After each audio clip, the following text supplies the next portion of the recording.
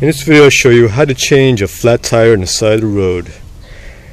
So most cars, in the back in the trunk, you lift up your carpet, you're going to see something like this. There's a wheel well in there, and mine had the jack, a little scissor jack, and a donut tire in here, and on a threaded rod there's nuts on it. You just spin off and you take everything out.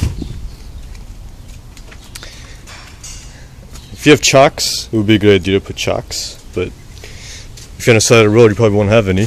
Then if you have e-brake, pull up the e-brake, or if you have emergency foot brake, push that down. And make sure the car is in park. Also, if you have a stick, make sure your e-brake's on and it's in neutral. Next thing in order, this is what my car came with. This is a scissor jack. Usually all cars come with something like this. What this is there's a threaded rod in here, and as you turn the rod, it actually scissors upwards.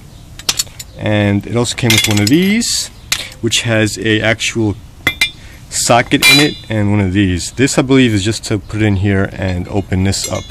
Now, check with your specific car, but most cars, you actually put this on the pinch welds under here. I'll show you what I'm talking about in a second.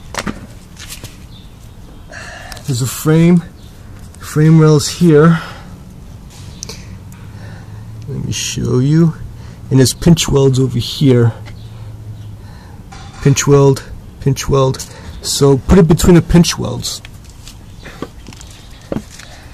And let me go ahead and do that for a little bit, and then I'm gonna just jack it up with my own car, with my own jack, sorry.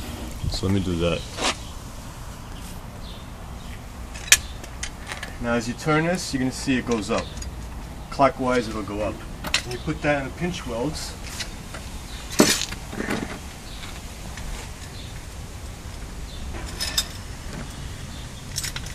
And I'm just going to jack it up a little bit with this.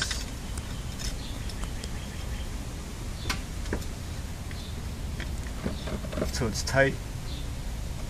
Now be careful when you're doing this on the side of the road. Make sure there's no oncoming traffic. Make sure you go to a safe spot. Go real slow if you have a flat tire. You don't want to damage the rim. Then you just put this in here. There's a socket in here, and you just put it over here and start turning, and the car would start raising. As you can see, the car's starting to go up. So, and then you just, once it gets harder, turn it more. This is, I think, just to like open and close this. That's what I think the purpose of that is. So, next thing you would do is don't jack the car all the way up, because what you want to do is you want to crack these lug nuts off. So you want the tire still on the ground, so you crack these off. I only have 2 tightened here, so you just put it in there and you go counterclockwise and you pull it off. Now if you can't, if these are hard on there and you can't take these off, just use your foot as leverage and try to kick it down. So that's another way to do that. And sometimes also what happens is the wheel actually gets stuck. So you have to take these all the way out. Just crack them off a little bit. Like this one. And once you crack them off, you jack it up and the wheel's off the ground. So I just use my regular jack to do this.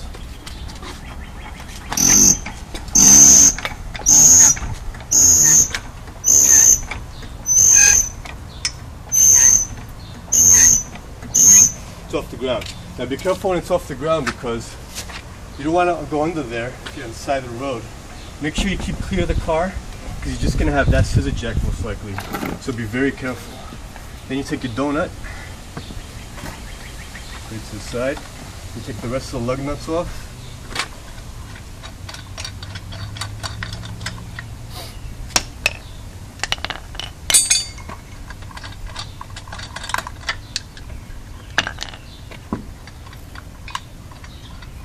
Make sure though the donut that you can't. I wouldn't recommend going over 40 miles an hour in that thing. That's just to take you to it's just to take you to the nearest gas station to change the tire. That's all that's good for. Don't make any long trips. If you're on the highway, get off the highway, take some side roads and go slower with that donut on. Also, when you fill up your tires, make sure you're also checking your donut, the pressure on it. This says max, I believe 60 psi. It says on it.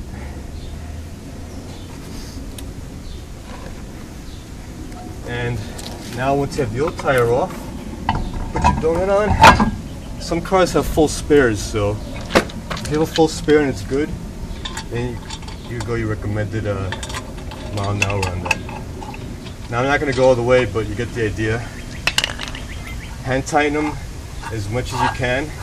Then you put it back on the ground. Once you put all of them back on, whoa! Once you put all the lug nuts back on, I undid the jack a little too fast there. Then you could just actually, once it's on the ground, you can actually start tightening these down. And again,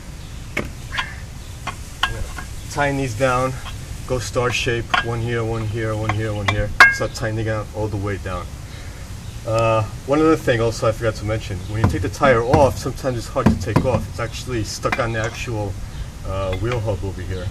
Now what you do in that situation is you either kick it with these lug nuts loose to take it off. That usually does it. Now if you kick it and it doesn't crack off, then you can put these on, the lug nuts back on hand tight, and drive the car a short distance, and it'll probably crack it off. Like I said over here, I didn't put them all back on because this is just for demonstration purposes.